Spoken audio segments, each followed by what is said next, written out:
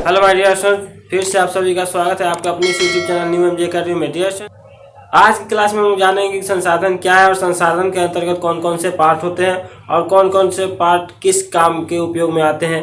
तो चलिए dear student, देर न करते हम लोग वीडियो को स्टार्ट करते हैं और जानते हैं संसाधन क्या है। क्वेश्चन है कि संसाधन क्या है। संसाधन जैसे कि होता है, कोई भी काम तब तक संसाधन नहीं हो सकता है जब तक वो उसका उपयोग हम अपने जीवन में न करें।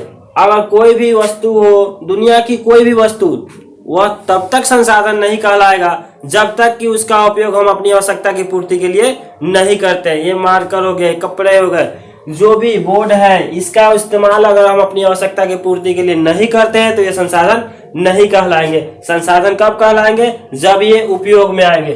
तो डियर स्टूडेंट, संसाधन क्या है इसके बारे में थोड़ा हम जान लेते हैं, क्या है क्या नहीं। तो सामान्य तौर से मानवीय उपयोग में आने वाली सभी वस्तुएं संसाधन कहलाती है। सामान्य तौर से मतलब पूरा तरह से जो भी वस्तुएं मानव के उपयोग में आते हैं वो सभी क्या कहलाते हैं? संसाधन। जैसे में आते हैं भूमि, मृदा, जल, वायु, खनिज, जीव, प्रकाश। यदि ये सब क्या है? प्रकाश के बिना हम देख नहीं सकते। अगर प्रकाश, जैसे मान लीजिए अंधेरा कमरा हो, बल्ब वगैरह नहीं हो, तो वहां हमको कोई वस्तु दिखेगी नहीं। तो ये किसके कारण दिखाई दे रहा है? प्रकाश के कारण। तो ये प्रकाश भी क्या है? संसाधन है।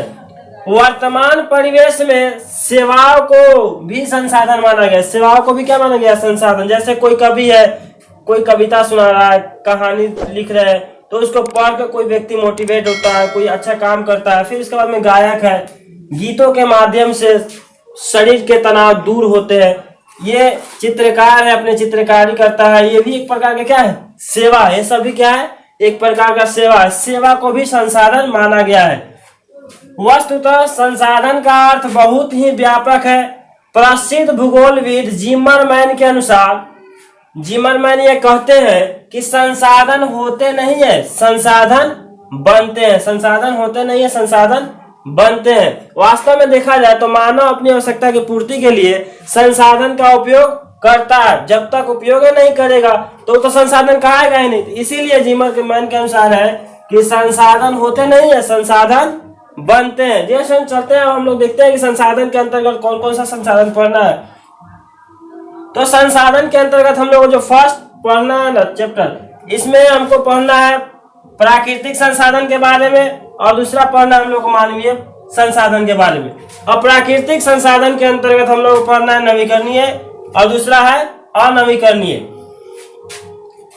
नवीकरणीय के अंतर्गत हम लोग को पढ़ना है सतत अथवा प्रवाह, यानी जल एवं पवन के बारे में पढ़ना है। इसी में नवीकरणीय पढ़ना है जैव। जैव के अंतर्गत हम लोग को दो चीज पढ़ना है, एक है प्राकृतिक वनस्पति और दूसरा है वन्य जीव।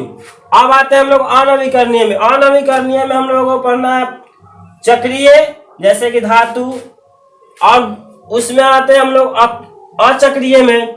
इसमें हम लोग पढ़ना है जीवाश्म ईंधन के बारे में।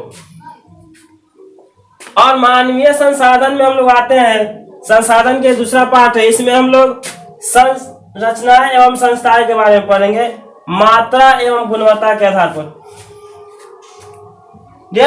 आज की क्लास में हम लोग जाने कि संसाधन क्या है, संसाधन के कौन कौन से पार्ट है और कौन कौन से वेद जैसे पढ़ना है। तो उम्मीद है कि आप ये क्वेश्चन समझ पाए होंगे। अगर वीडियो अच्छी लगी हो तो प्लीज चैनल को सब्सक्राइब कीजिए, वीडियो को लाइक कीजिए तथा शेयर कीजिए अपने मित्रों के साथ और इसी तरह से एजुकेशन प्राप्त कीजिए। डियर स्टूडेंट्स, आज की क्लास में इतना ही। फिर मिलते हैं हम लोग अगले वीडियो में, तब तक के लिए धन्यवाद। जय हिंद।